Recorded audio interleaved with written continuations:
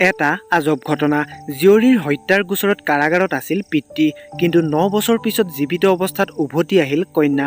মধ্যপ্ৰদেশৰ ভূপালত এটা আচৰিত ঘটনা সংঘটিত হৈছে। ইয়াত আৰক্ষীৰ অৱহেলাৰ এটা ঘটনা পোহৰলৈ আহিছে।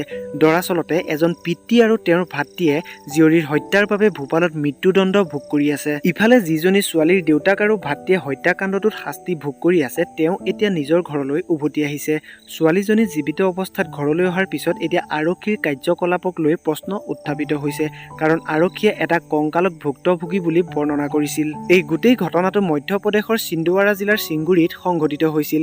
জানিব পৰা মতে, কাঞ্চন নামৰ এগৰাকী যুৱতী 2014 চনৰ পৰাই সন্ধানহীন হৈ আছিল। কাঞ্চন নিৰুদ্দেশ হোৱাৰ পিছত পৰিয়ালৰ লোকে আৰক্ষীক গোচৰ দিয়ে।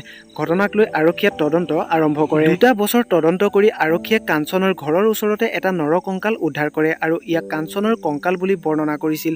ইয়াৰ পিছত আৰক্ষীয়ে আদালতত প্ৰমাণ কৰে যে কাঞ্চনৰ দেউতাক আৰু ভাতৃয়ে তাইক হত্যা কৰে আৰু মৃতদেহটো ওচৰৰ পথাৰত সমাধিস্থ কৰে, যাৰ বাবে আদালতে কাঞ্চনৰ দেউতাক আৰু তেওঁৰ ভায়েকক যাৱজ্জীৱন কাৰাদণ্ড দিয়ে। কিন্তু আচৰিত কথা যে যোৱা মাহত কাঞ্চন তেওঁ ঘৰলৈ উভতি আহে। ইয়াৰ পিছত কাঞ্চন আৰক্ষী চকীত উপস্থিত হৈছিল আৰু গোটেই কাহিনীটো আৰক্ষীসকলক কৈছিল। কাঞ্চনে আৰক্ষীক কৈছিল যে তাই সেই সময়ছোৱাত খঙত ঘৰৰ পৰা ওলাই গৈছিল, কিন্তু যেতিয়া তেওঁ ভায়েক আৰু দেউতাক কাৰাগাৰত কাৰাবাস খাটি আছে বুলি জানিব পাৰি তেওঁ ঘৰলৈ উভতি আহিছে। আৰক্ষীয়ে কাঞ্চনৰ ভাতৃক কাৰাগাৰৰ পৰা মুকলি কৰি দিছে যদিও পিতৃ এতিয়াও কাৰাগাৰতে আছে। সঁচাকৈ এইটো এটা খুবেই দুখজনক খবৰ। একাংশ ৰাইজৰ দাবীৰ মতে আৰক্ষীৰ তদন্ত গাফিলতি হোৱাৰ বাবে এই ঘটনা সংঘটিত হ'বলৈ পালে। ভিডিঅ'টো ইমানেই আছিলে। যদিহে আমাৰ চেনেলটো এতিয়া ছাবস্ক্ৰাইব নকৰাকৈ চাই আছে, তেনেহ'লে প্লিজ ছাবস্ক্ৰাইব কৰি কাষত থকা বেল আইকনটো প্ৰেছ কৰি ল'ব। ভিডিঅ'টো শেষলৈকে চোৱাৰ বাবে ধন্যবাদ।